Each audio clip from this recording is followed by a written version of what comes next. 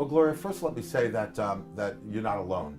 There are many, many mortgage brokers, real estate people, stock brokers, and the like that made a heck of a lot of money in 2005, 6, 7, and they're in the same predicament you are.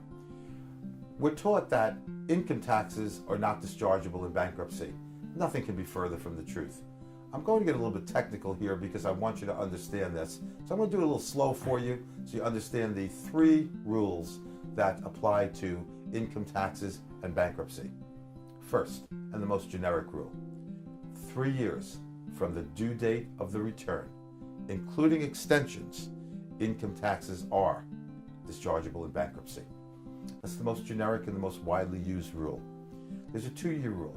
This applies to delinquent returns. So let's say a couple of years go by, you haven't filed your 2005-6 return, you file it in 2008. That's when the 2-year rule applies. It basically says that 2 years from the date you file that delinquent return, those income taxes are dischargeable in bankruptcy. There's a final rule, and it applies to tax audits. Let's say you get that horrible audit surprise, and you end up owing a bunch of money because of a tax audit. That's when what we call the 240-day rule applies. 240 days from the date that that audit assessment becomes final, income taxes are dischargeable in bankruptcy.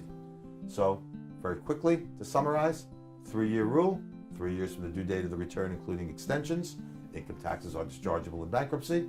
2-year rule applies to delinquent returns, and 240-day rule applies to audited returns. That's how bankruptcy and taxes work.